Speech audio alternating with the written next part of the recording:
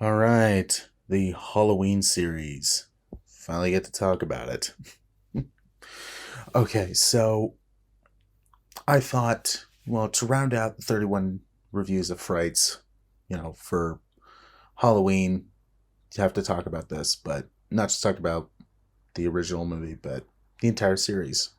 So I finally get to do it because originally I had this planned for last year, but unfortunately, time don't even know the concept anymore because it's going by so fast. So lost track of time. I just didn't have enough time to watch all the movies, but now I've seen them all, so finally get to talk about it. So my history of the series is I remember I think I was like 8, 9 years old or something like that, and it was Halloween, and I remember like a week before Halloween, my dad said that he watches the original Halloween every Halloween every year, and I was like, "Well, can I watch it?" And he was a bit hesitant on it until eventually it was like, "All right, you know what? It's okay." So I remember being in my house, and it was like early Halloween, like earlier in the day, and he came by, picked me up, we grabbed dinner, watched the movie, and then after that, just went right back to um, where I lived.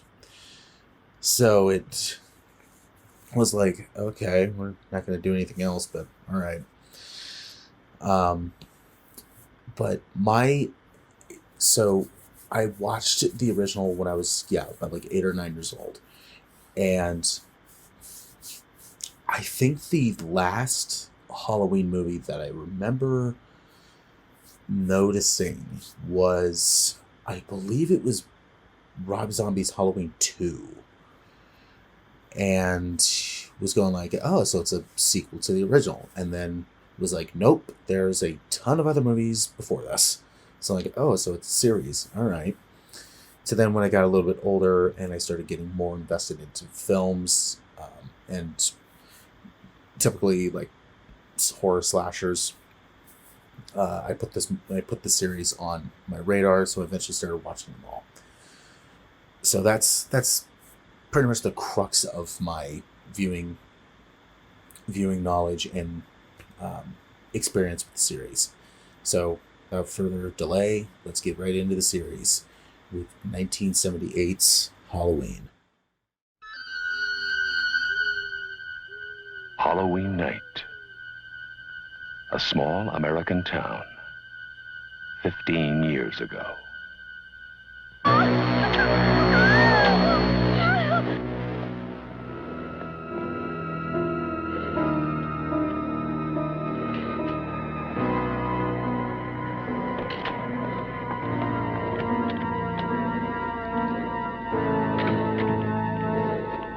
Michael? Halloween. 1978's Halloween, a true classic. Okay, so this movie was conceived and directed by my favorite director of all time, John Carpenter, who I think is super underrated and getting kind of a cult following, cult status, and a lot of like filmmakers today, I think, cite him as their influence. Um, like for example, like Taika Waititi's Thor Ragnarok. That is very much kind of a hint of Carpenter's Big Trouble in Little China. Um, and like so many more. Um, but what the idea for Halloween was, it was Carpenter just did 1976's Assault on Precinct 13, which is a pretty good movie. If you haven't seen it, check it out. It's really cool. And the studio for this movie, they went to him because they saw that Assault on Precinct 13 did a lot of good numbers. So they're like, hey, can you direct this slasher movie that we have here? And it was originally going to be called The Babysitter Murders. And Carpenter said, like, okay, can I change the title and put my name on the front? Or put my name on the top? And they said, sure. So they said, well, takes place on Halloween night, so just call the movie Halloween. And the rest is history. But originally in this movie, yes, they cite Michael Myers as Michael Myers, but Carpenter's version, he's more of a supernatural entity, which I kind of think later on in the sequels and later on in the series, they kind of lose sight of that. And they're like, all right, you know what? Don't make him an entity, just make him a slasher. And sometimes it works, sometimes it doesn't. But in this film, this film's a classic. I don't know how much nuance I'm going to be adding to this film, but the series, or this movie, is so iconic and just was very new at the time. I mean, you gotta remember that this movie came out before Friday the 13th, came out before Nightmare on Elm Street. It was a couple years after Texas Chainsaw, but a lot of people kind of kicked that one to the curb, but it was still technically a slasher. But they even said that Alfred Hitchcock's Psycho it's technically the first slasher film. And they're correct. It very much is. But it was Psycho that started it, but it really wasn't until Halloween when it came back in the light. And yeah, it's just, this movie's iconic. I don't know how much nuance I can bring to this. From Carpenter's score, which he actually said it's 5/4 times, and he just put it on the piano. That's all he did, and yeah, it was just very simple. And it was like, yeah, it's just I was learning. Carpenter said, like, when he was a kid and he was learning how to play instruments, he was learning the drums, and his dad showed him how to play 5/4 times. And he's like, I just took that and put it on the piano. That's all I did. And yeah, apparently, according to sources, Carpenter had, I think, a couple of days to do the entire score. And what ended up happening was they viewed a rough cut for audiences, and it was hated until he put the score in, and it worked. And it just shows how much music can be very powerful and very engaging. And I know Carpenter likes to say that he compares, when he does music for his films, his music is like carpet. You don't really notice it after a while, and then it's just there, and then you kind of like look down and go like, oh yeah, that's right, we have carpet.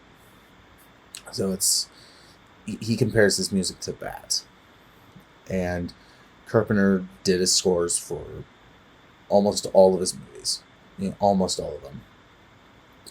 And I think Carpenter is just a great filmmaker and a great storyteller, and a wonderful composer. And yeah, I really love his work. But yeah, the original Halloween it's just amazing. Like, it's just amazing. And yes, it is getting amazing. And I watch this movie. I try to watch this movie every Halloween season, every October. And it started a lot of the horror movie slasher tropes, but it really doesn't matter because it's still iconic, and I love it, and a lot of people do. So then we get a little bit of a break in the movies. And they waited until 1981 to do the sequel, Halloween 2. I shot him 6 times. I shot him in the heart. This man, he's not human. Universal Pictures presents Halloween 2. More of the night he came home. All right, 1981's Halloween 2. So this time, the movie is directed by Rick Rosenthal, who did a lot of TV stuff and did another movie in the series, but we'll get to that when we talk about it. But so the story of this one is Halloween was such a big success, a huge success, and the studio wanted to do a sequel. Carpenter didn't want to do a sequel because he thought, like, well, the story's kind of done, you know, in his mind. He's like, okay, the story is done. But to the studio, money talks. So they said, okay, write us a sequel and, you know, you're off the hook. Now, the stories and things of what happened with Carpenter was he apparently had to get through a whole 6-pack just to continue writing it. Like, he did not want to be a part of it, and most nights he panned out the script when he was drunk. And it's like, wow, that's how much he didn't want to be in it. He didn't want to be involved with it. He said, like, okay, I'll do the score, but I'm only going to be writing it and doing the score. That's it. Because I do not want to do this anymore. I don't want to be doing this. So they got Rick Rosenthal to direct it. And Halloween 2, it's not bad, but it's not good. The story of this one is it takes place right after the first movie, like immediately after the first film. And Laurie ends up going to the hospital, and Loomis and the cops are still trying to find him. Still trying to find Michael. So it kind of the first half of the movie is Michael, like, wandering through the city, and then the second half is him in the hospital. And there's a lot more, like, violence on screen in this because you know, the early 80s, that's when, you know, they had Friday the 13th come out and some more, like, movies that stepped up the violence and gore. And so they kind of had to compete with that. I don't think this movie is bad, but it's one of those ones where I'm like, would I kind of sit and rewatch this again? Not entirely. And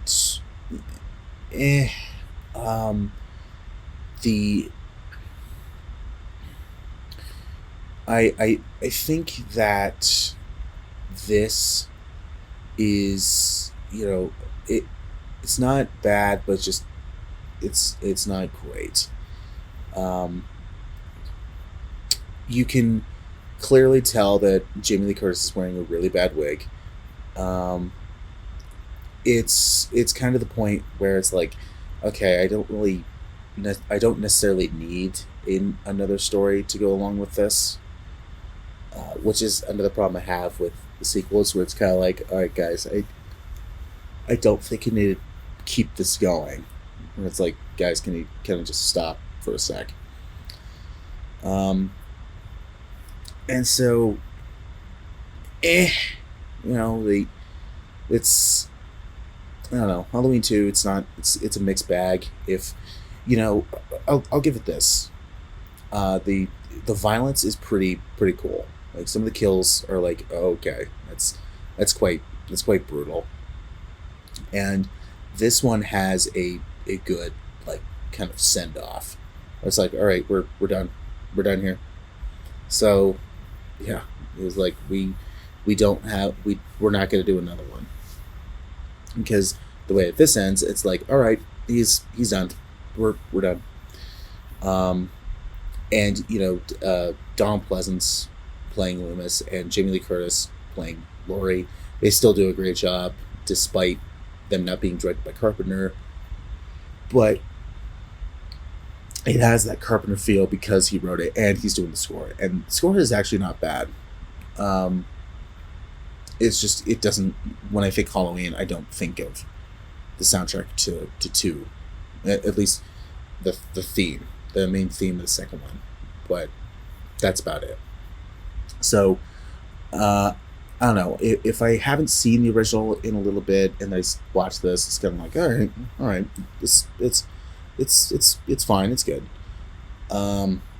But if I like jump from the first one immediately to the second one, it's kind of like, all right, that's kind of a downgrade in quality. And I think I would give this one probably an average. It's not great, but it's not it's not fine, because there are some good things I did like in it, and those bring it to about an average. So that's why I'm giving this an average. To then, they're like, well, let's see, because the end of this movie, it's like, all right, well, it's done. We're all good. And they just went, no, we're not. We're doing Halloween 3 Season of the Witch in 1982.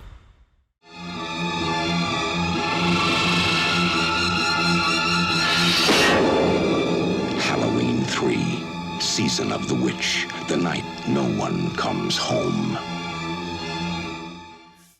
Okay, Halloween 3, Season of the Witch.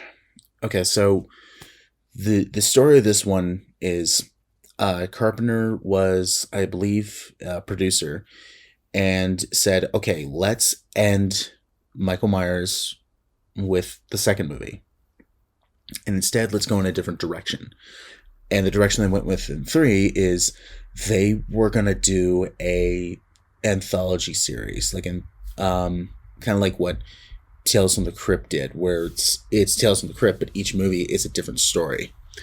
Not like the VHS movies where it's like 4 or 5 different stories into one movie. No, it was more like Tales from the Crypt, where each movie was a different story, but it's under that same series.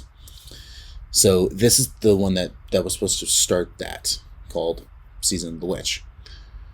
And while I really like that idea to do a Halloween like anthology series, and I kind of wish they would continue to do that, after this movie is like, can you guys kind of make it better? So me personally, I liked the story. I was liking what they were doing. I was liking most of the characters, mainly the main characters. And then, and I was liking the mystery they were doing, and how they were building it up. It's like, oh, I kind of like that. That's really engaging. Let's see what they find out about this mystery and how they're going to solve it. Okay, I'm on board with this.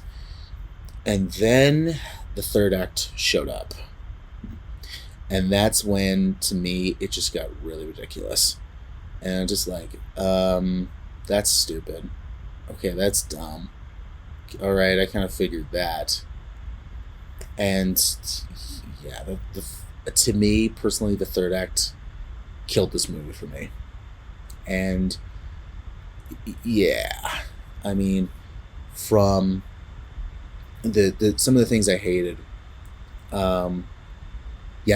it's okay. So the story of this one, it's a company called Silver Shamrock who makes these like Halloween masks that is only a pumpkin, skeleton, and a witch, and those are the only ones they make apparently.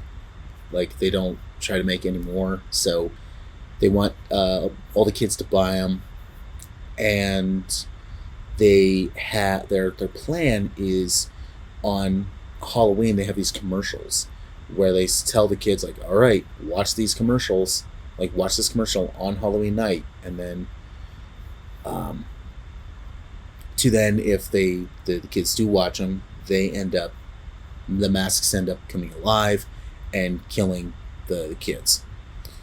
So pretty interesting. But here's where I have faults with this. They had to kind of create a commercial for it.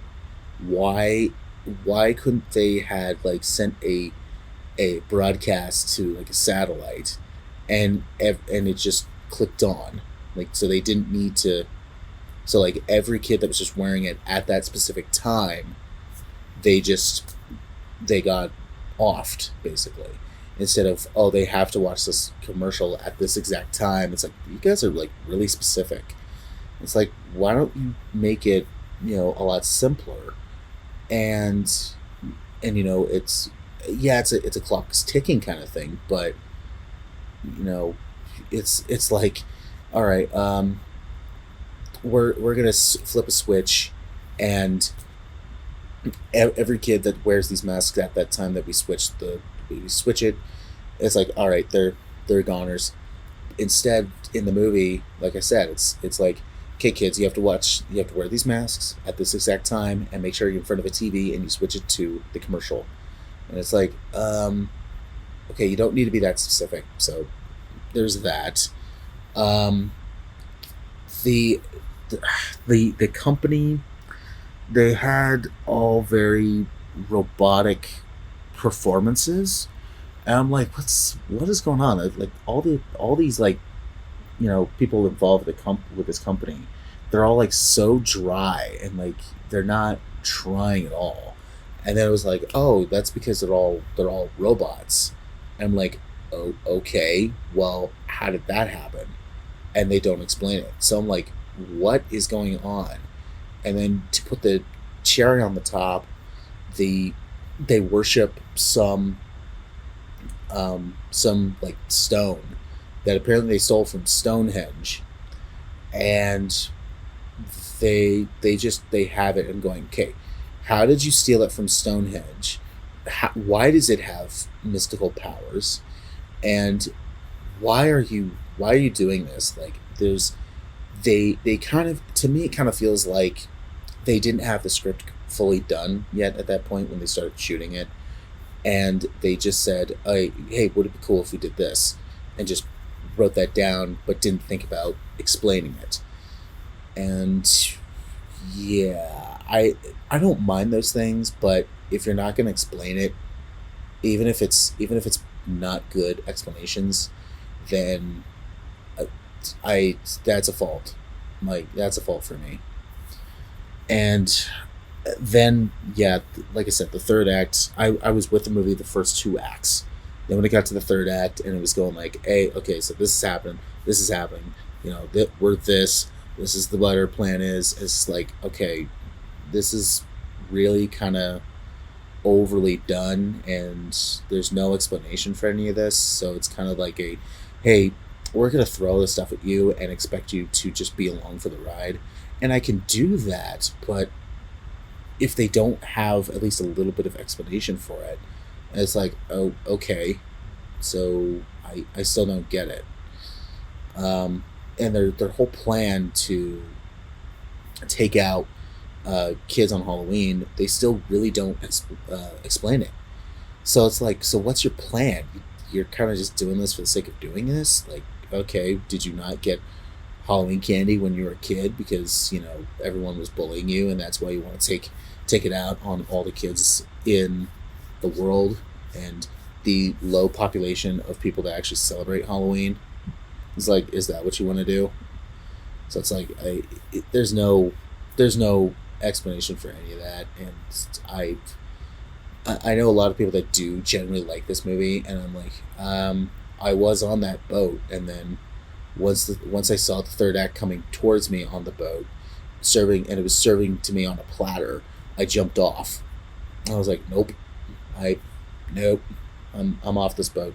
I'm off this roller coaster, and which sucks too because I genuinely did like what the movie was doing and what it was going with, and it goes out to a fine because I was legitimately liking it, and then the third act showed up, and I was like, this needs to be totally rewritten.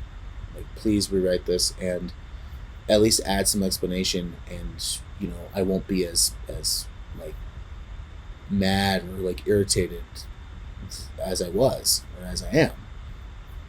It's just I didn't like the end and what they did. It was just I really didn't like it, and then especially the Shamrock or the Silver Shamrock song they play during the commercial. They did that like every 10 minutes, and I almost went to like put spears in my ears just to muffle the sound because it was getting really annoying. So, yeah, this is a fine. I do appreciate them for doing something different. I always give points for that. But one, I don't think they should have called this Halloween 3. I think it just should have been Halloween Season of the Witch because it bombed and not a lot of people liked it because Michael Myers was not in it. So, yeah, and it needed a rewrite for the third act, but that's just me. So then we get a break in the movies because Halloween 3 bombed, and they took 6 years in 1988 and said, hey, let's take a step back and let's bring Michael back. So they bring him back for Halloween 4, The Return of Michael Myers. Now, Michael Myers has come home. He has returned for one more night of unholy terror. Michael! Somebody help me! He's here to kill that little girl and anybody who gets in his way. Oh, God! Who's gonna be next?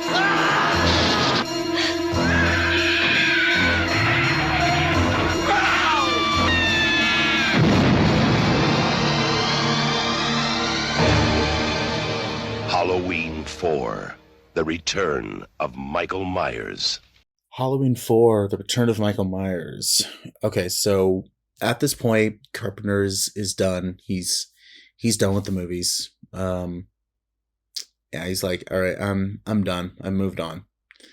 So he still gets, I believe, like creation credits, but other than that, he has nothing to do with the movies past part 3. So this one takes place 10 years later after the original, and a incapacitated Michael Myers wakes up from a coma and finds out that Laurie Strode is dead. So he goes after her niece, and then Dr. Loomis is still alive as well. Apparently, he just got a little bit crispy. And he has to find him and kill him. And with this one, this is the one where they kind of try to add more story and more of a backstory to everything. And sometimes it works and sometimes it doesn't. And also, this is the movie where Michael's mask looks absolutely horrible. And like it just like slicked back hair, like looks almost surprised. And that's something I'd never understood, is that it's so easy to get the look of Michael Myers right, and yet all these movies, I would say the first two, or yeah, the original obviously, but I would say the ones that got it down the most was 2 and the eventual Halloween trilogy they did.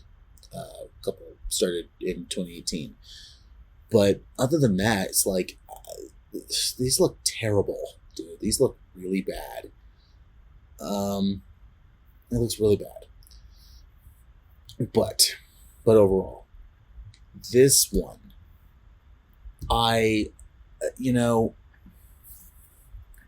as I was watching it, I was going like, okay, it's not, this isn't too bad, I'm with it so far. And then it was started seeing like really kind of stupid things, and I'm like, oh, okay, this is getting kind of stupid. But overall, I was going with it. It's. I remember showing this one to it was my father last year, and he was going like, man, that was terrible. That was terrible. And I'm like, yeah, but if you look at it at like a fun, stupid kind of thing, it's like, you know what? All right. I'm with it. It's okay. And that's the way I went with this, because especially after Halloween 2, I was going like, you know what? Story, while there could be more story to this, I just don't really care to know. And yeah, I was like, all right, the story with this one, it's like, okay, Michael's awake and he has to go find his niece and kill her.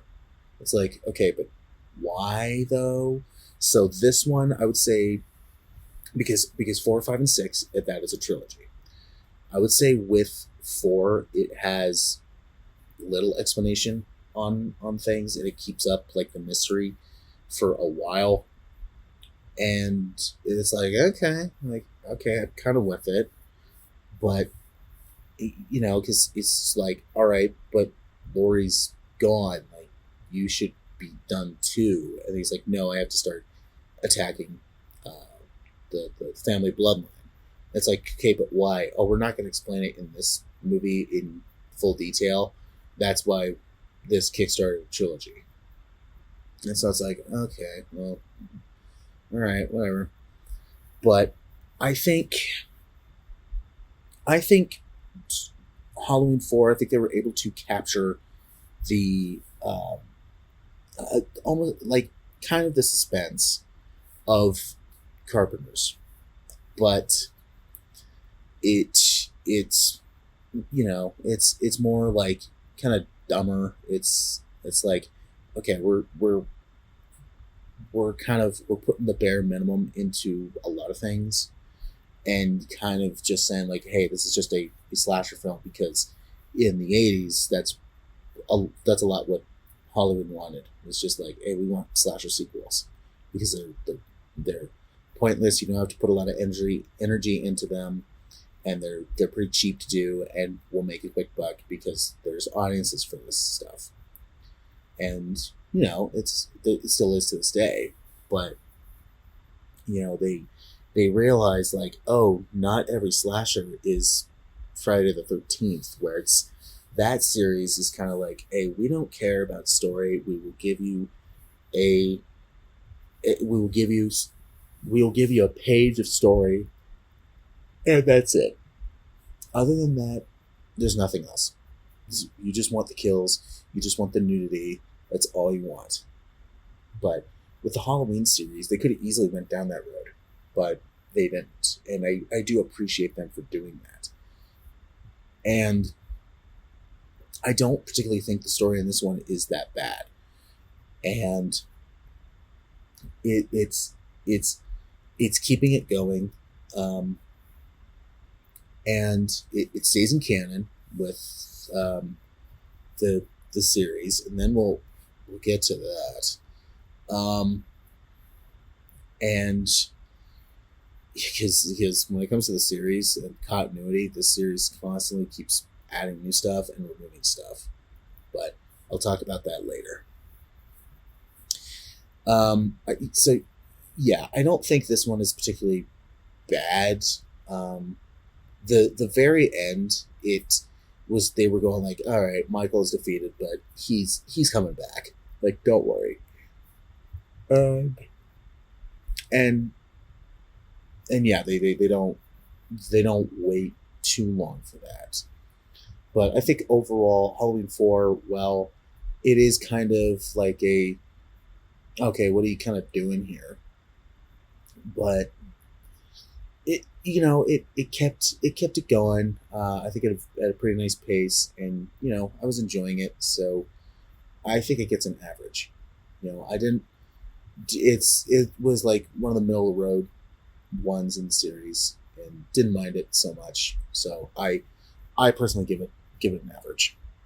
To then they wait the next year to do Halloween 5: The Revenge of Michael Myers. Help me, no! We both know he's alive. But you know where he is. Halloween 5. This time, they're ready. This time, he's unmasked. And this time, he's back with a vengeance. Halloween 5, The Revenge of Michael Myers. All right, Halloween 5. Oh boy. Okay, so this one takes place a year after Halloween 4. And the beginning of the movie is, if you haven't seen the end of 4, the niece is now in a children's psyche. I won't give away what happened, but yeah. Michael is still alive because he fell down. I think it was like a mine shaft in the 4th one.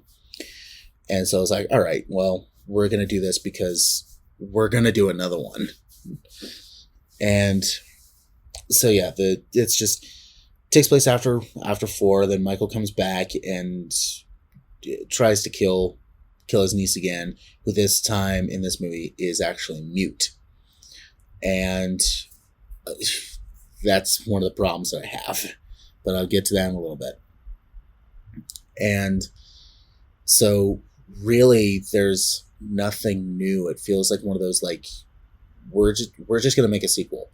We're just going to make another one and not put a whole lot more into this. And they put a little bit more story into it, but much like 4, it's in like little doses, and it's really kind of like not almost in your face. So it's kind of like in the background, so they don't really focus on the story. It's not until they get to the next movie, 6, where they actually lay it out on the line, and it's like, okay, you see, this could have been better if you guys were actually planning this out as the series went on, but they didn't. So it's okay. I don't really think this is a good movie, because there's a couple reasons. One, Michael looks awful.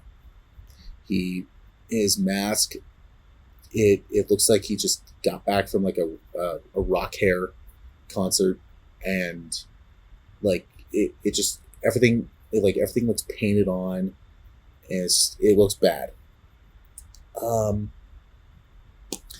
The having his niece go mute, and she also has visions of Michael. Here's where they kind of fumbled the ball with this. She goes mute, and that's not the main problem I have. The main problem I have is her having visions, because sometimes she sees Michael going to kill somebody. Sometimes she's seeing them as they're happening. Sometimes she sees them before, sometimes she sees them after, or sometimes she doesn't see them at all. It's very confusing, and just like, can you guys kind of pick a lane on what you're going to do? And this one, they're kind of going, let's make this a little bit more goofier. Big mistake. And I'm like, guys, if you want to be more goofy, leave that to the Friday the 13th series, and also leave that to the Nightmare on Elm Street series, because at that point, Freddy was being a comedian, and then Jason was kind of being like, all right, well, just don't care anymore, so let's just get ridiculous as possible. And it doesn't work for me. And when this series tries to do it.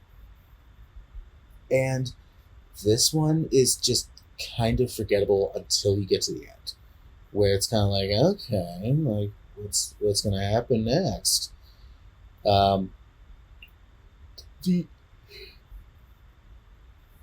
The end of this one has Michael getting caught and thrown in jail. Yeah, like that's gonna help. That's gonna work out. But then throughout the movie, there's this like mysterious man who's like almost kind of like a silhouette almost, and breaks into the jail and like just destroys the jail, and then Michael is gone, and then the movie's over. So it's like, okay, what's gonna happen now? And yeah, I think that was one of the only interesting things the movie did. Other than that, I was going like, all right, well, whatever. To me, this gets a fine. It's not like so bad. Honestly, if it wasn't for the end of the movie, yeah, this one would just be kind of like, all right, well, this was just forgettable, like completely forgettable.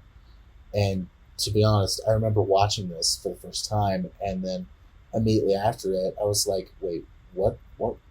I can't remember what happened because it was so forgettable. And, that happens, but that just means that they should have tried better. Should have tried harder. So then, the conclusion of the trilogy doesn't occur until 1995 with Halloween, The Curse of Michael Myers. Do you know why we celebrate Halloween? A long, long time ago, it was a night of great power. When the days grew short, all across the land, huge bonfires were lit. Oh, there was a marvelous celebration, and they dressed up in costumes, hoping to ward off the evil spirits, especially the boogeyman. Halloween, The Curse of Michael Myers. So this one takes place 6 years after the events of 5. And now the niece is all grown up, and she's just had a baby. In the beginning of the movie is her fleeing from the hospital because there's this cult that is following her. And she escapes, and then the won't say it, but she's then gone. But the baby is discovered by Paul Rudd, who, yes, this was his first movie, and he plays he was Tommy, who was the little boy that Jamie Lee Curtis was babysitting in the original film, and now he's kind of like a conspiracy theorist, and he's kind of he kind of puts himself out there as like, yeah, I'm insane. And it's like, yeah, this is not going to help your case at all with anything. And so, like, you kind of want to pull it back a little bit, buddy. But he's actually pretty entertaining. And the fact that this was his first movie is like, all right, well, you got to start somewhere. And, of course, Loomis is back in this one. And at this point, he was just getting really kind of ridiculous, where he kind of became Mermaid Man at some point, where the amount of times he just kept saying evil, and it just kind of got ridiculous to a certain point. But it's still Donald Pleasence. Now, that's something I need to talk about. This movie, Donald Pleasence died while they were making the movie. So the theatrical cut is a bit of a mess because they didn't get all the shots they needed because Pleasence passed away while they were shooting it. And so there's a producer's cut out there, and that's more or less what they wanted to do. But you could definitely tell, like, especially towards the end of the movie, where you're like, yeah, they didn't have the scenes they needed. And I was like, oh, that's right. So it's kind of a mixed bag. But up to that point, I think that the film was pretty interesting. You know, I know a lot of people that said, like, yeah, this movie's not very good. And I'm like, you know what? I would disagree. Now, there's some things about it that I didn't like. Like, Michael didn't look good again. But, and like little things here and there where I'm like, okay, you're taking this road, and now you're adding us new characters to, like, I don't really care a whole lot about it. But that's just me. And yeah, the movie is interesting, and this is the one where they put a lot of detail, and the story kind of all comes together. So you find out that there's this cult that is led by this mysterious, like, silhouetted man from the ending of 5, and he's orchestrated this cult called I think it was the Curse of Thorn, where it's a, I believe they said it was constellation inner stars, where that translates to, you, if you have it, you are to kill your entire bloodline, which makes sense to why, like, 4 and 5, why Michael was going after his niece. It makes more sense now. And I think that was kind of a cool idea, but the problem is that they want the niece's baby, but they don't really explain why they do. You're just like, okay, they're just bad. Okay, but why do you want this baby? Like, are you going to summon a demon? Are you going to summon Cthulhu? Like, what are you going to do? And so you don't really get a whole lot of story when it comes to that, but I do give them points for explaining the whole crux of this trilogy that they made. So I will give them points for that. And up to a certain point, I was liking it.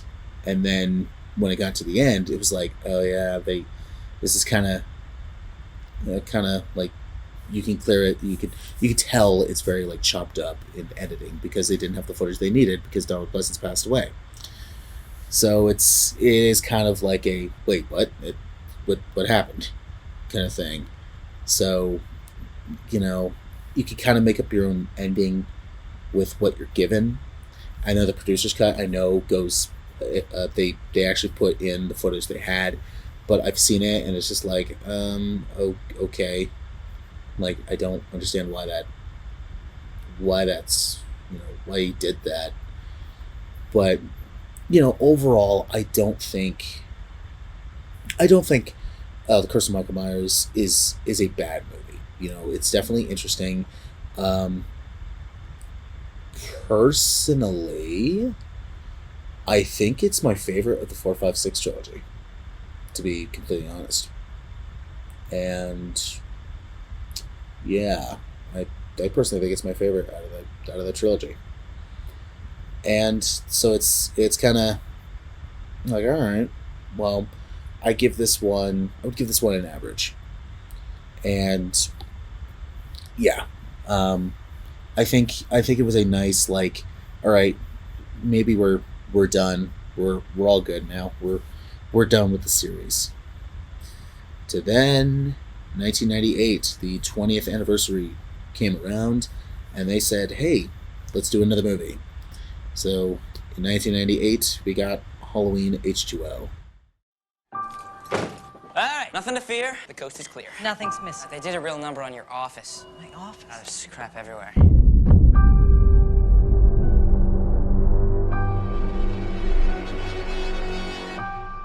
Got mail. Birthday card. It's only 2 months late. I'm impressed. Cash is good. I'm gonna need it when I go to Yosemite. You're not going? No, I'm going to Yosemite. No, you're not. Look, I know today is the day, but I think... Oh, really? What day is that, John? Halloween. Oh, I hadn't noticed.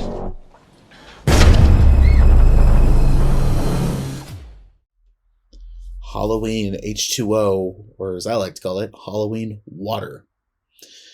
Now, all right, the story of this one is the 20th anniversary was coming up of the original film. So originally, John Carpenter, Jimmy Lee Curtis, and their producer Deborah Hill were saying like, hey, let's come back and do another movie. And they got really far into it. And then Carpenter left, and because I think he was doing vampires at the time, which, that's just me. But they're like, all right, well, how are we gonna do this? Like, how are we gonna do 20 years later? So what they do is they said, okay, 4, 5, and 6 never happened, and this picks up after 2. And remember what I said earlier about continuity, and they keep adding and removing stuff? Well, this is where it gets fun, at least with this one. Wait until we get to the new trilogy. And so this one takes place after 2 and takes place 20 years later. And Laurie has now moved to California to be almost like a dean at this like private school. And she changed her name, and she also has a son. And I'll just say this movie has quite a bit of people in it. Like, yeah, Curtis came back, but also her son is played by Josh Hartnett. You also have like Michelle Williams. You have LL Cool J. Jesse Gordon-Levitt pops up real quick. And so it's like, okay, you kind of got me here.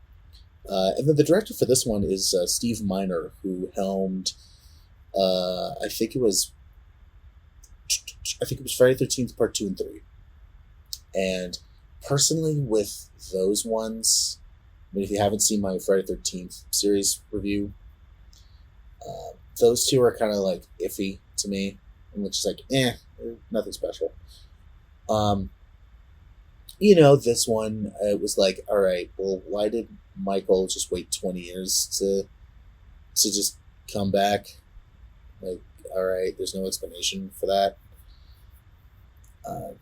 So yeah, like what you're given is like, okay, Michael just waited 20 years, but there's no like he was resting or stuff like that.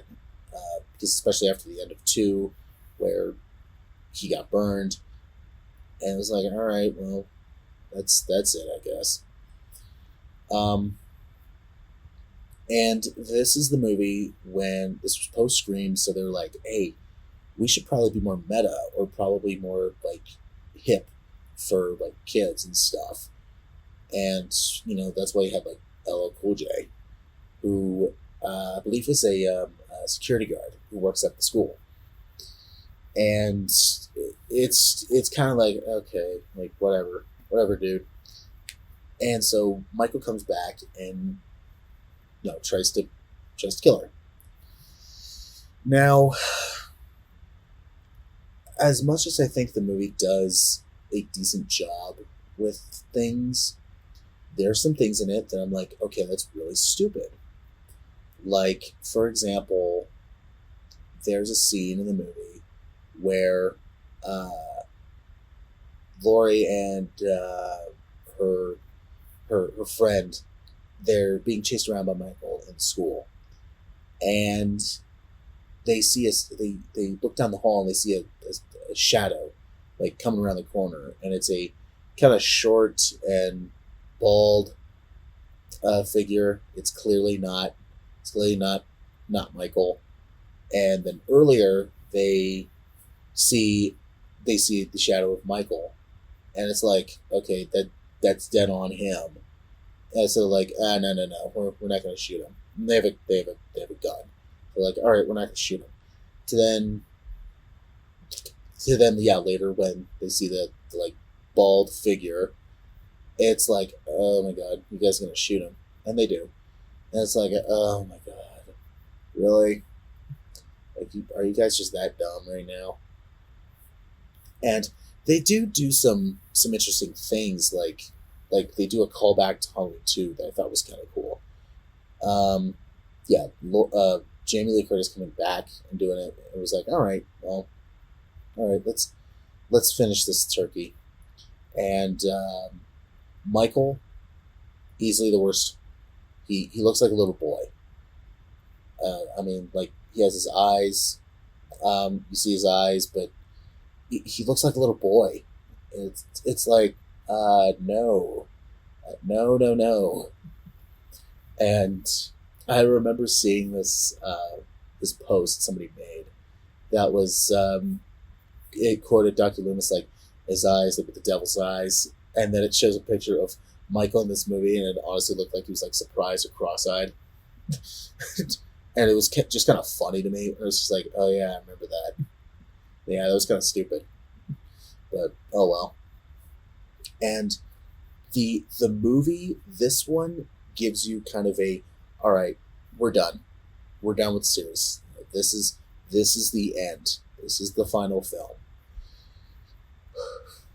But I think this movie's kind of a mixed bag, and it was like, okay, I see what you're going for here, and I understand that you want to like officially cap off the series.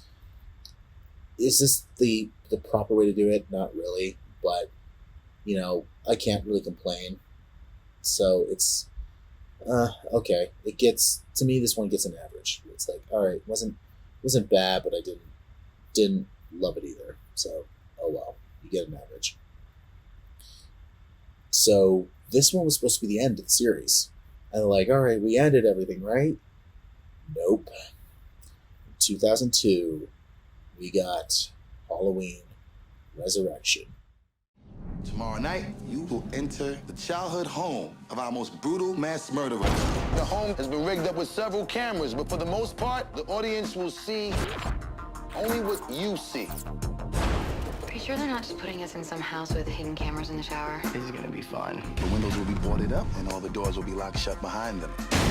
No one will be allowed to leave until the show is over. Let the dangertainment begin. Okay, Halloween Resurrection. Oh boy. All right, let's get into this one. Okay, so this one takes place, I think it was 3 or 4 years later, after H2O. Now, they're like, how can we continue the series? Because the way H2O ends is Laurie kills Michael like once and for all. So it's like, all right, we're done. Series is done. We're all done. Then Resurrection comes around and goes, no, we're not, because money talks.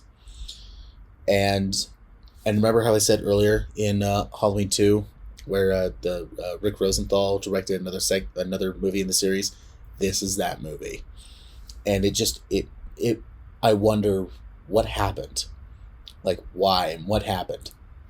So this one, they said, oh, well, Michael was able to trick Laurie into killing someone else. So Laurie accidentally like murdered an innocent man, and now she's like all locked up. And yeah, the whole thing was bad. And what was even interesting is that Curtis was like, I will only come back if you kill me off like straight away. That is the only reason I will come back. And they just went, okay. Because yeah, she didn't want to do it anymore up to that point. And it's like, nope, I'm done. I'm done. And so that's what happens, is she gets killed off. And it's like, well, really? You just came back just so they can kill you off? But it's the way they do it, it kind of was like I'm out of this. Like, I'm free. Kind of thing. It was like, really? Like, yeah, whatever.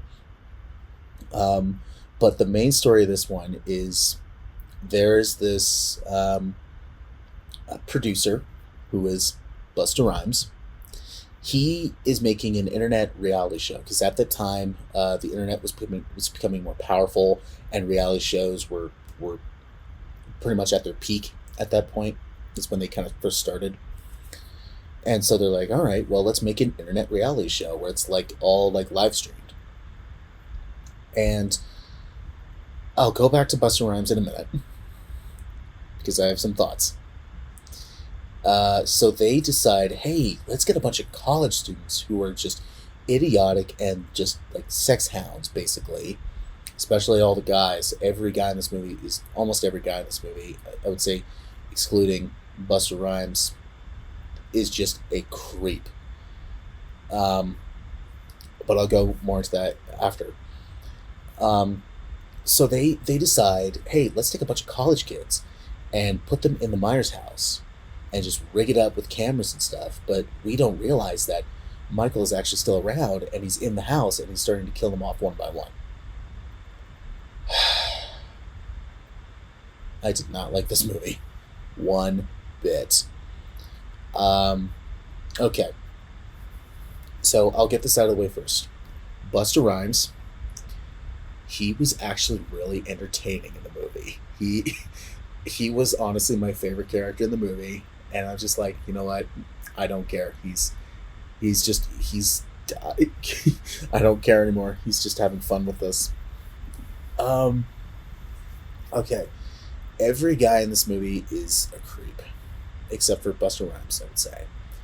Every guy in this movie.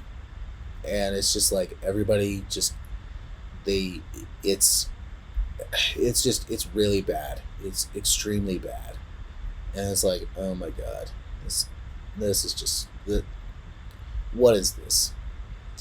To then the college stars don't realize they're like, oh well, this is a reality show. Reality shows are real, right? No, they don't understand that. These college kids, like one of them is going like, you know, I just want to learn more about Michael. One is like, you know what, I just want to be famous. One is like, I don't even want to be here because I want to cook.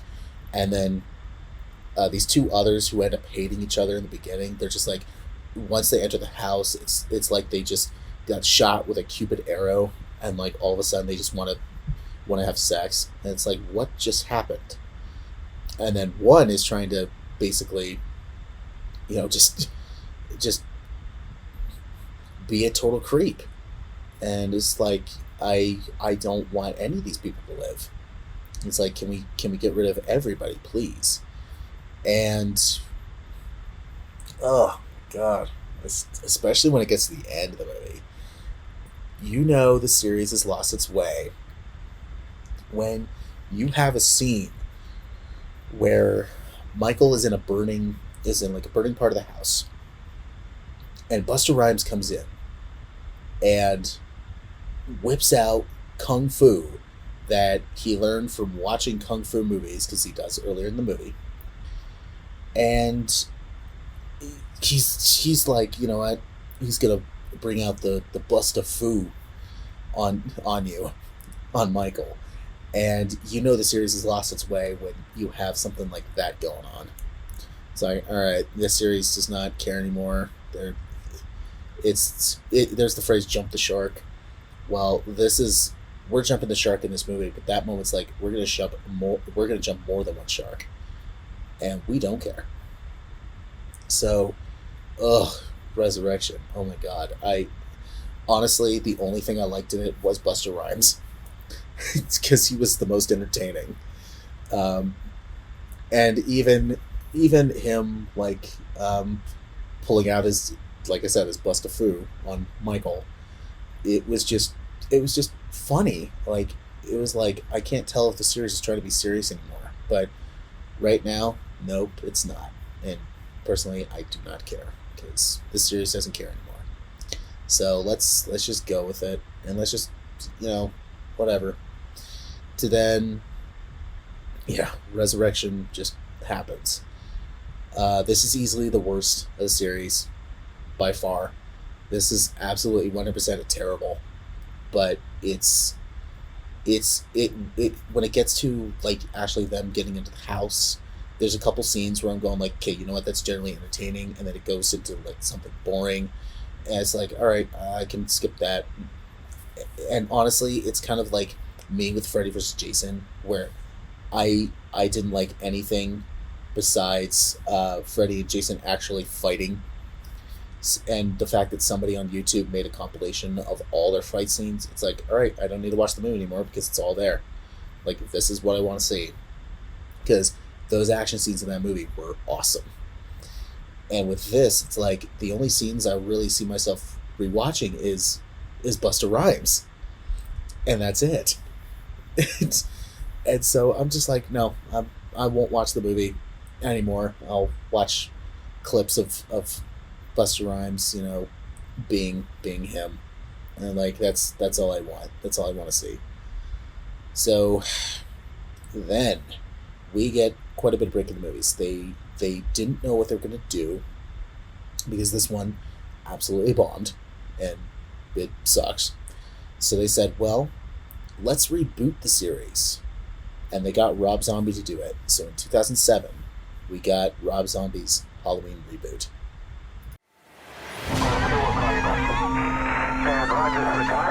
Tonight's brutal murders was described by police as Manson-like in its viciousness. 3 people brutally murdered and a 10-year-old boy being held in custody. All right, Rob Zombie's Halloween. All right. So first things first, I'll get this out of the way first. I don't particularly like Rob Zombie's stuff. Mainly because when there's something of a story in there, he doesn't dive into it deeper. Wow, I really need to think before I talk. But when it comes to his movies, yeah, he doesn't really focus on story. It's like, all right, I'm just going to show a whole bunch of gore and a whole bunch of nudity and basically that grindhouse style. So there's two filmmakers out there that I really don't like because they have that grindhouse style. One of them is Rob Zombie. The other one is Eli Roth. Where I'm like, okay, you guys really only care about making like these grindhouse style movies, and it's like, I don't know. Like, no, unless you throw a story in there, but what you have for story is very low grade. It's no. So, okay, so Rob Zombie's take is Carpenter's version of Michael was a supernatural entity. Rob Zombie's version is Michael Myers is a psychopath. And the original Halloween and Rob Zombie's are very different. The original Halloween is more of a horror, like thriller slasher kind of thing. This is a horror / splatter movie. And yeah, I don't particularly care for it. Now, I liked some of the things they did. Like, they got Malcolm McDowell to play Loomis, and I'm like, you know what, he's actually doing a pretty decent job. One of the cool things about this was the niece from Halloween 4 and 5 was actually, they brought her back. It was Danielle Harris. She actually plays Annie in this, or one of Jamie's friends. And I was like, oh, okay, that's kind of cool. And also, Sheriff Brackett is played by Brett Dourif. So I was like, oh, okay, I'm with this so far. I'm with this. And the issue that I have with this is it is overly violent. It is there's so much like swearing, like they're trying to be like almost like I wouldn't say like a Quentin Tarantino movie, but like almost like Wolf of Wall Street, where they're just like, hey, let's say the F word 350 times. And I don't have a problem with that kind of stuff, but if it gets to the point where it's just like they're doing it for the sake of doing it, it's like, all right, guys, stop it. Stop doing it. But the main thing that I didn't really care for was this movie's almost 2 hours long, or it is about 2 hours long. And to give a backstory of why Michael was so, became psychotic, it's like, okay, like, so he got bullied by his family and in school. It's like, okay, a lot of kids, that happened to them, a lot of kids. And it's like, come on, really? All right, that's kind of the best you have. Like, there was no, like, he wasn't like had something in his mind that was telling him to do this kind of stuff. It was more of, yeah, I just was picked on a lot, and I'm just gonna, just seek my revenge for that. It's like, okay, all right, well, get some self-help tapes and possibly talk to a therapist. Oh, you don't want to do that? Okay, murdering, all right. And so then it takes about like 30, 45 minutes until it gets into present day. And it's like, guys, we should already be like at the, like, almost towards the end of the second act. And now it's like, it's this big film. And it's like, can you just not do that, please? And like I said, it's, when it gets to that point, it's almost like, all right, you guys are kind of just doing a complete remake of the original. Where it's like, all right, I know what's gonna happen here. Okay, I know what's gonna happen here. Yeah, that happens, obviously. Okay, this happens here. So it becomes predictable. And it's like, okay, if you're just gonna add in a backstory to Michael where not everybody, needs to know, then you're not doing anything new. So, I don't know. Rob Zombie stuff, like I said, Rob Zombie stuff is just not my cup of tea. Another thing about Michael in this is that, yes, he's played by Tyler Made, who I believe was a wrestler, but also played like Sabretooth in X-Men. But here's the issue I have. When Michael goes into the penitentiary when he's a kid, he's like very skinny and like, it got to the point where it was kind of like, yeah, I think if he starts working out, he'll maybe get to like, okay, decent size. But then when it jumps to 15 years later, he is a giant. He's a giant, and he almost reminds me of like the Hulkbuster armor from Avengers, where I'm like, okay, dude, you're kind of like overselling it. And what I liked about the original was Michael, the way he looked was very much like a typical, human, like average height, average build.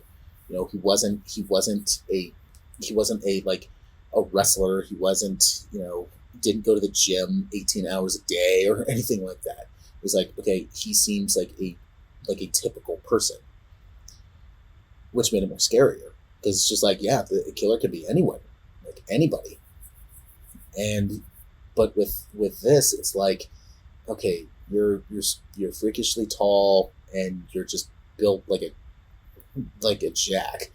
And I'm like, I don't know what kind of stuff they fed you in that penitentiary, but I don't know if they like dosed your steaks with steroids. I don't know what they did, but that place needs to be looked at a lot better.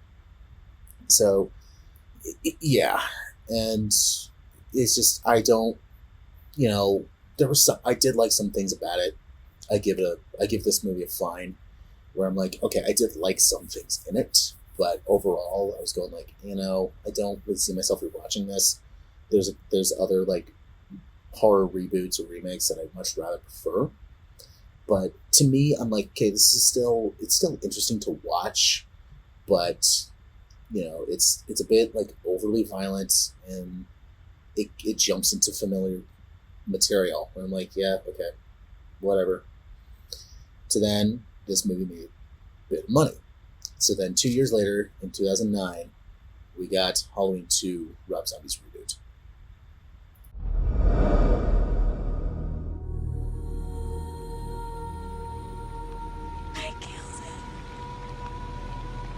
I killed him.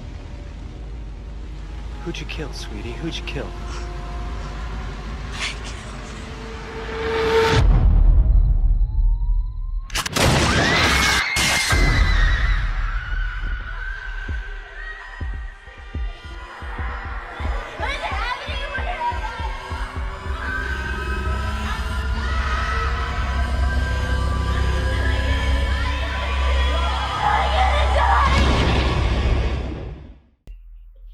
All right, Rob Zombie's Halloween 2. All right, here's where we dive into the real problems. Okay, so I'll get this out of the way first. Apparently, there was a clash between Zombie and the studio. The studio said, hey, we want it out on Halloween that year. Zombie said, it's not going to get done in time. Like, sorry, but it's not going to get done on time. The studio said, okay, we hear you. We're going to release it anyway. And so they put together a cut of the film, and then that became the theatrical release. And, so I don't blame Zombie for this one because the studio basically messed up the movie. But what he had going, I still didn't like. So with this, it takes place, it was 2 years later, after the events of the first movie. Or, I think it was a year later. And Laurie has now basically become almost like trailer park, like, girl. Where before, yeah, she was like a very suburban girl. Now she's like done a complete 180, and now it's just like a trailer park, and it's like, whoa, like, okay, that's weird. And it sucks too because with this, it was like, all right, well, Laurie's kind of unlikable. And I'm like, well, that sucks.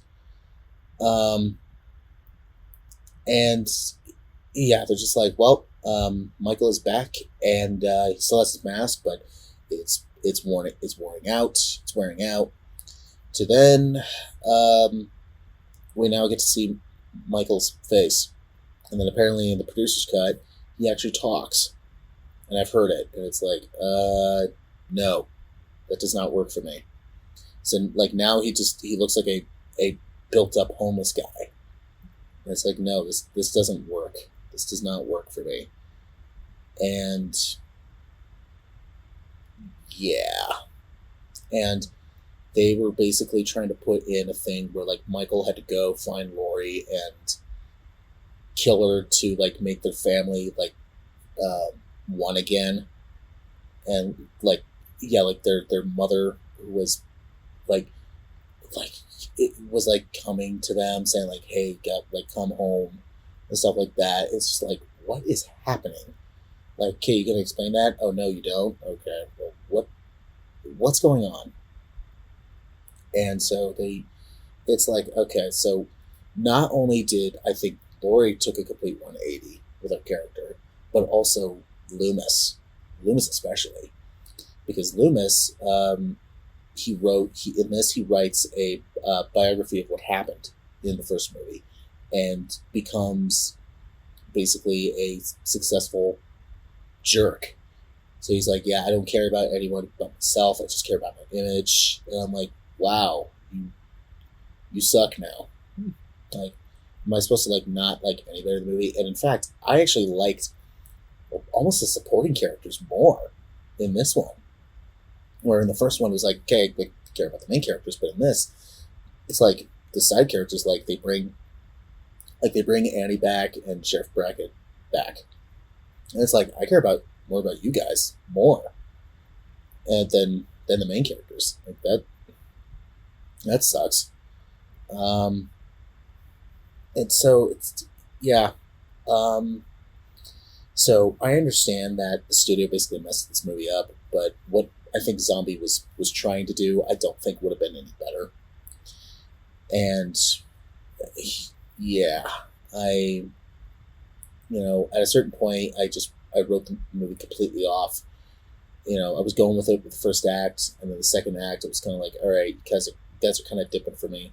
And then the third act shows up, and I'm like, yeah, not good. This is not good. Especially like what happens at the end.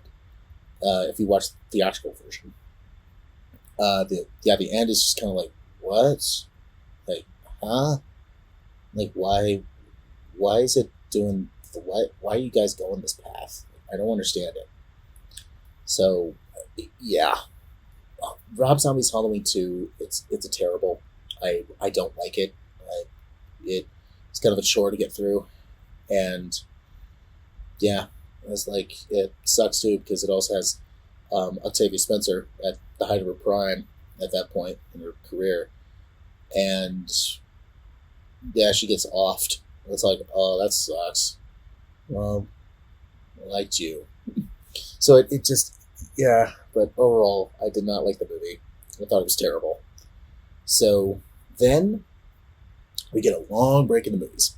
It was another 9 years until Halloween came back with Halloween.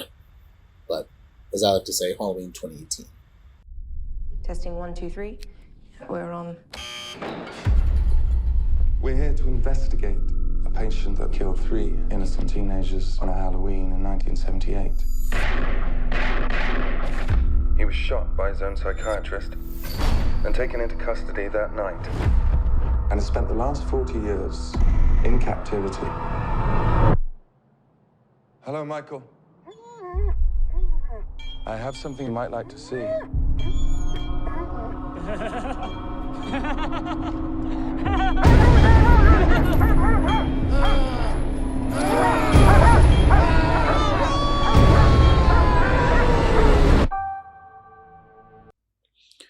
All right, Halloween, or Halloween 2018, but who cares? All right, so now we're on the new trilogy. So when I heard that they were going to do a new movie of it, this is before they announced the trilogy. When I heard they were going to do a new Halloween movie, I went, okay, well, we'll see what they do. Now with this one decides, hey, we're going to can all of them and pick up after the first movie 40 years later. Now, personally, to me, that's fine. I don't really care. But, yeah, there's a lot of fans for the other movie, so it's like, well, why would you do that? So, this one takes place 40 years later, and we have Michael has been in the state penitentiary for all that time, and he's about to be transferred to a new facility when he escapes and comes back. And now Lori is a grandmother, and she has basically been training 40 years to try and kill him. So her technique is, well, I was the prey, he's the predator. Now I'm going to try to be the predator, and he's the prey. So it has that nice, like, switcheroo kind of thing.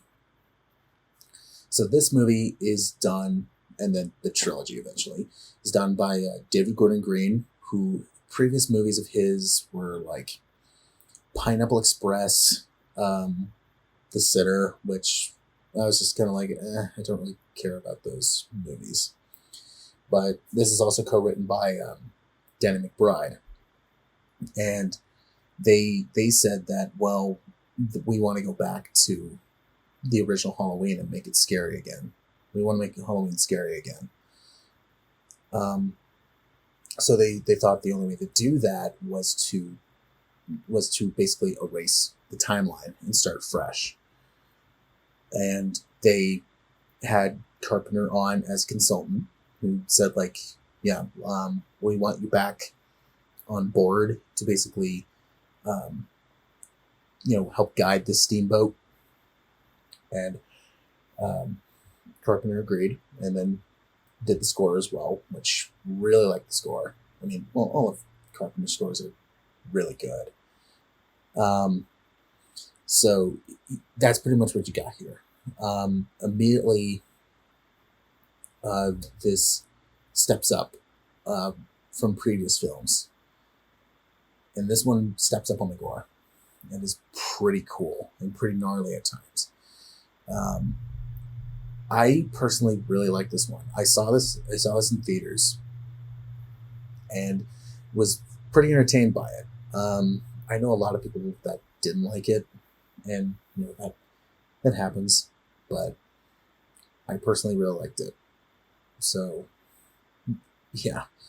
There was one thing that I didn't like, and that had to do with they have a new doctor character in the movie. That subplot kind of became like, okay, what are you doing? So I didn't particularly care for that. And I thought that this was a overall good movie. Like I thoroughly enjoyed it, and I'll say this: it's my favorite out of the new trilogy. And yeah, I personally really enjoyed it.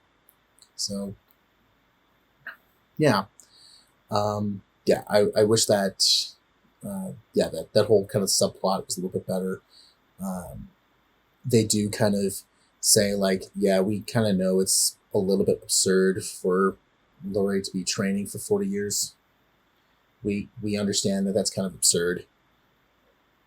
Because with this, it doesn't, because it starts out fresh. They're not related. It's now like just strangers again, which I think was a good call, because I think it was either Gordon Green or McBride said that like once it was revealed that they were related, it stopped being scary, and it just became like a group therapy session. And yeah, I would have to agree. That was one thing in the movies that I thought like, you guys, it seems very last minute, but you guys are just kind of rolling with it and you're trying to add on to it, which is fine. But overall, I'm just like, kind of whatever. So I'm glad they changed that aspect to it and became like, nope, they're strangers again. They're just a stalker. And yeah, I'm glad they changed that. Now, instead of, her being a teenager, now she's elderly. And now we have like 3 generations of Strodes basically coming together and trying to defeat this person, which I liked. I liked that idea and that aspect. So, but yeah, overall, I enjoyed this one. It was a nice like refresh on the series. So yeah, I personally really enjoyed it, and I would say this gets, I would say a great. Not that there's still some things bad that I'm like, yeah, I kind of wish they fixed that, but overall, not bad. Now, they decided, all right, well, let's make 2 more movies and make it a trilogy. And it's like, okay, so eventually in 2021, we got the next one in the trilogy, Halloween Kills.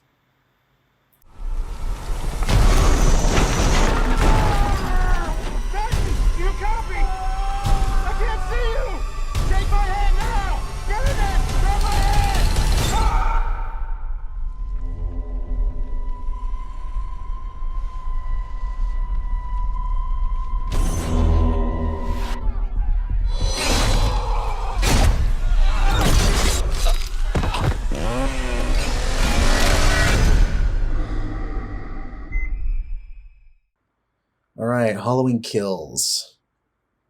Okay. So this one takes place immediately after the last one ends. And it's it picks up like after, like immediately after the last one ends with the final fight in the last movie. And it's like, all right, what happens after that, and how do we move on from that? So this movie, it has the surviving victims of Michael, and they decide, hey, let's form a mob and try to get him, but not really understanding that forming a mob is going to do possibly more harm than good. And yeah. Okay. So I will say this right off the bat. The first time I saw Kills, I did not like it. I thought most of the characters sucked. They were all kind of idiots. And personally, there's stuff in it that I'm like, I personally wouldn't do that. Or that character, I personally wouldn't have them have their fate be like that. But, okay. But I will say, I rewatched this to prep for the next one, which is Ends. And I liked it more the second time. And that typically happens with a lot of movies, is that I watch them the first time, I'm like, it's okay. And I watch them again, and then my opinion will change to like, I either liked it better or I didn't like it better. And so that just happens. But in this case with Halloween Kills, I liked it better the second time I saw it. And there was a lot in it that I was going like, I'm kind of puzzled about this. So then I'll get to it later.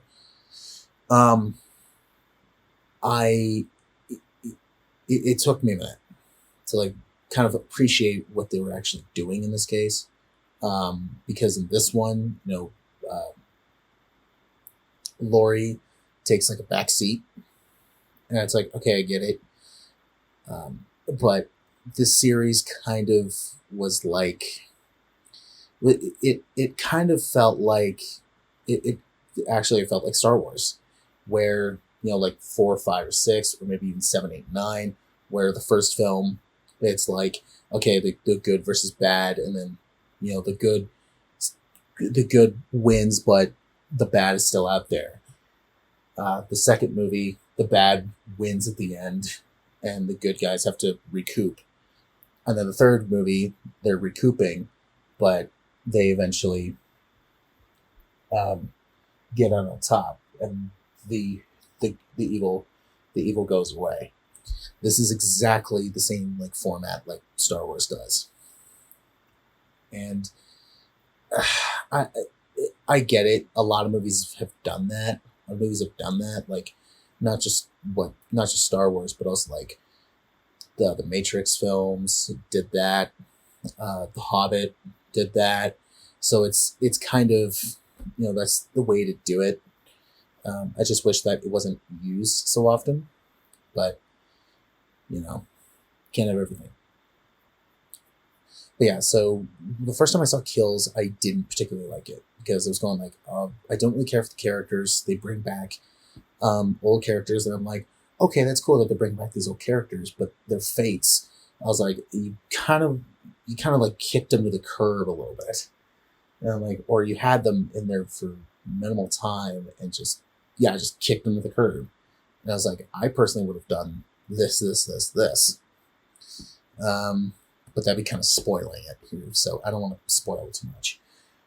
But yeah, like I said, the first time I saw Kills, I didn't particularly like it. But then the second time I watched it, along with the help of something else that I'll talk about at the end, it helped. It really much helped. And it was like, okay, it's actually a lot better than I thought. And I remember after this movie came out, people were trying to boycott Michael Myers for being homophobic. And if you've seen the movie, I think you know why. But let's just say that there is a gay couple. in the movie that, I'll just say it, they do get killed. And so apparently the internet just went crazy over that and went like, oh, Michael's homophobic. And it's just like, really? Like really? Whatever. So, yeah. That kind of irritated me a bit. And, it was just kind of like, all right, well, personally, it's, I liked it more the first time, but after watching a certain video, I then went, oh, okay. Like, this makes a lot more sense now. I now get it more. So it actually is deeper than I thought.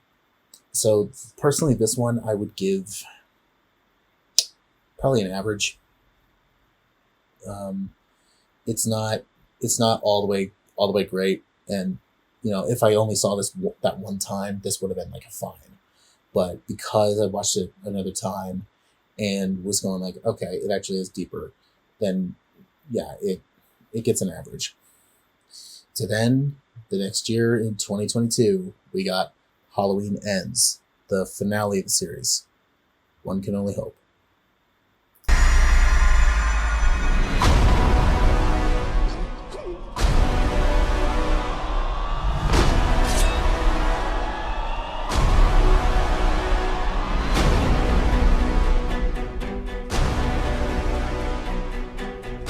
I was certain that I saw him watching me. You pretend like you moved on, but you're actually just obsessed with death. What are you gonna do when Michael comes back for you? Because he is coming. Halloween Ends, the finale of the trilogy and probably the finale of the franchise. But in recent years, they talked about possibly doing more with it. So this is at least the end of Laurie's story. But yeah. Oh well. So Halloween Ends. I watched this immediately after I rewatched Kills.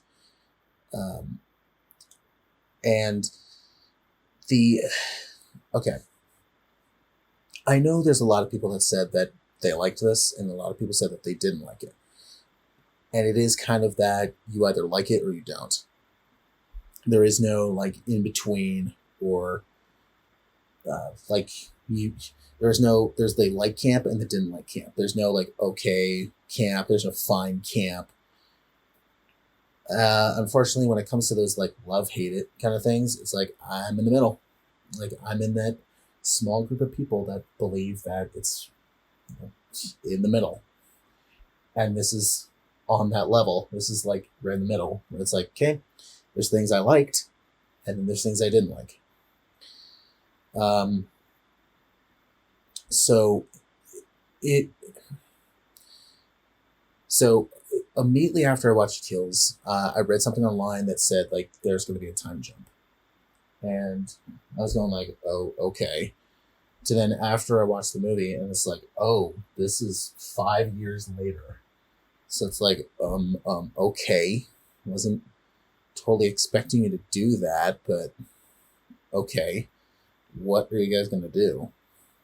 And the remaining characters from Kills, some of them are recurring, take a complete backseat. And it's like they're there for maybe a scene or two, and then they're not in the movie anymore. So it's like, again, I want you to, get deeper with these characters, have them like come back and do like, like take charge in a certain way. But they don't. But they do focus on like, it's Laurie and Michael's story. Like they do that. And so I appreciate them doing that. But like I said, there's certain things where I'm like, okay, I like that. And then a thing after that, I'm like, nope, didn't like that. Like, for example, there's a character in the first one and Kills that I was like, okay, I like you. You're one of the main characters. In this one, they were an idiot. And I'm like, you did this complete 180. Like, I understand it was 5 years later, but come on. Like, come on. Really? You're just going to let everything go? And it's like, really? Like, all right, whatever. And yeah. So I didn't like that. The new character that they introduced. Okay, here's where I'm going to throw my 2 cents in.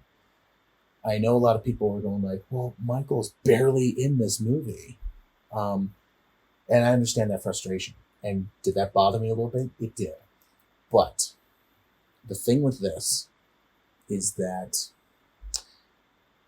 the new character, it was supposed to be a metaphor for, you know, a town can turn you, you know, you could be a very nice person for 1 minute, but then a town and then people can then all of a sudden create a 180 version of you and become a menace to society.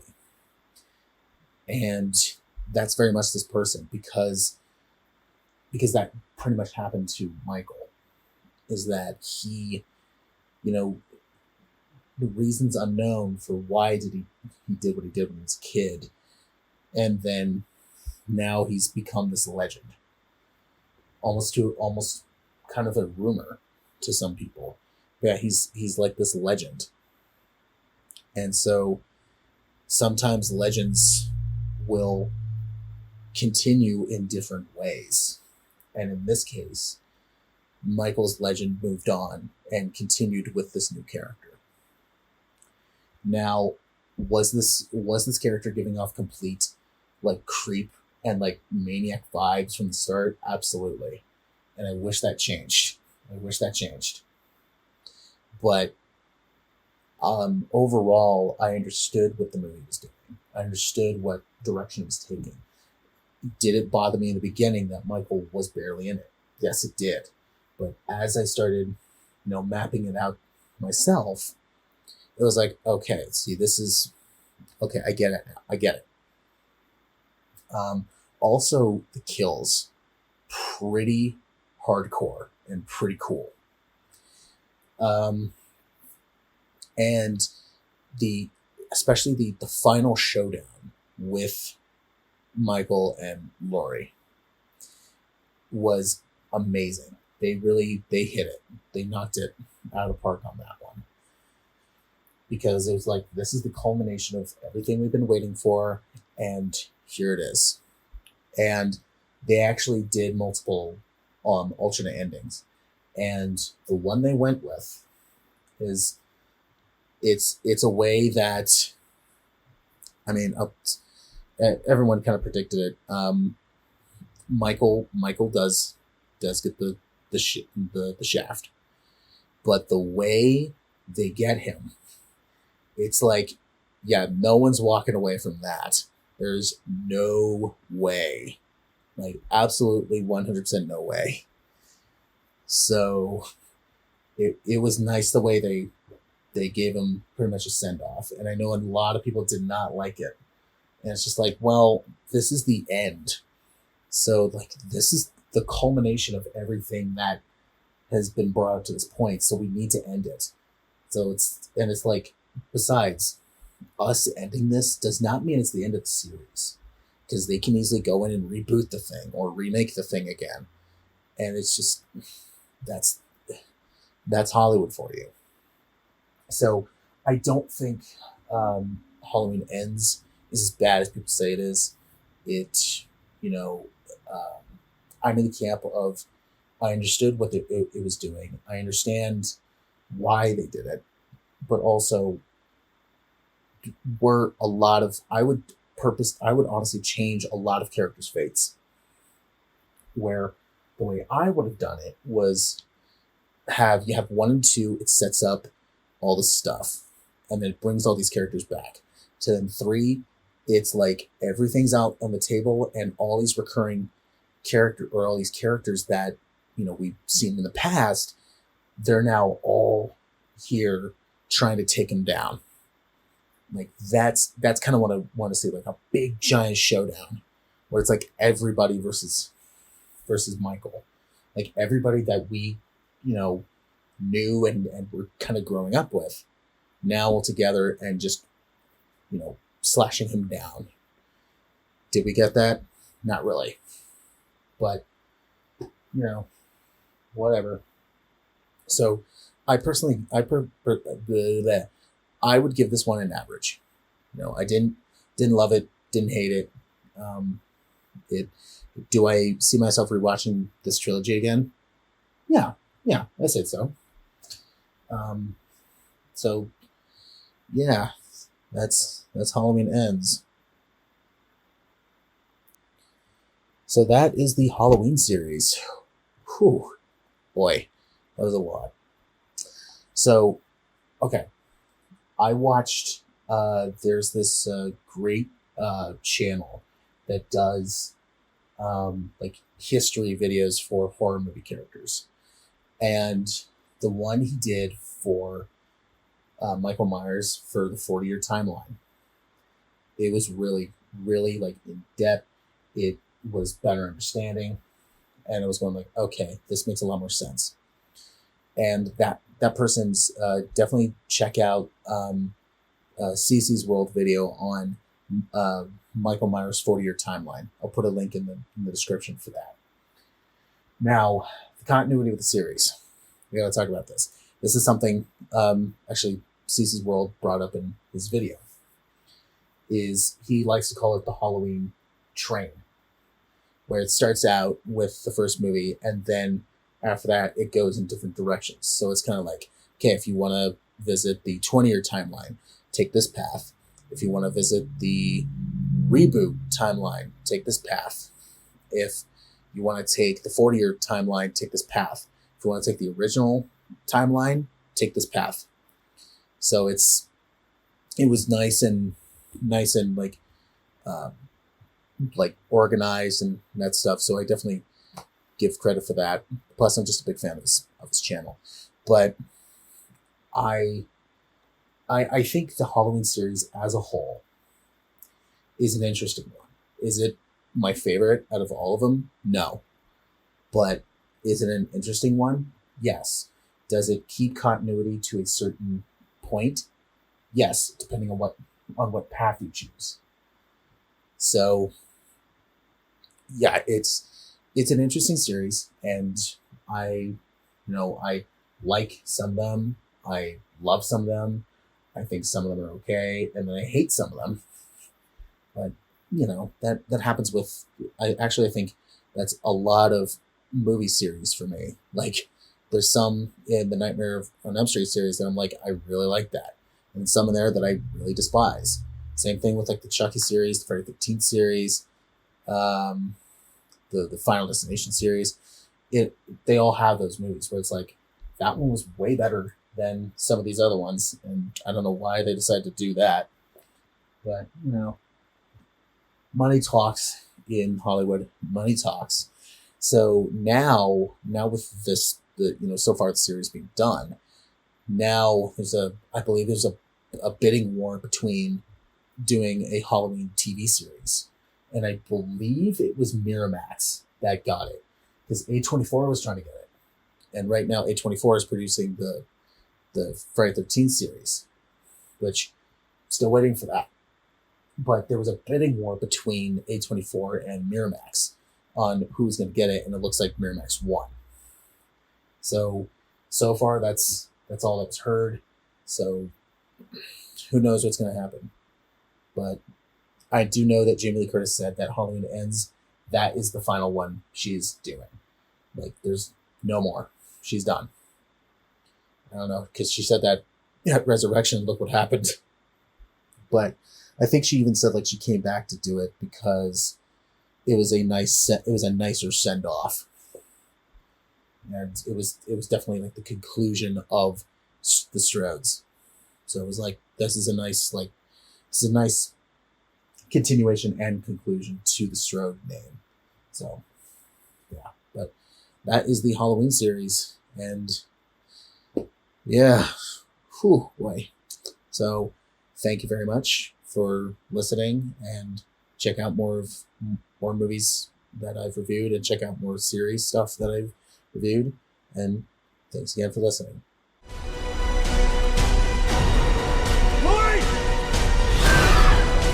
Maybe the only way he can die is if I die too. It all ends now.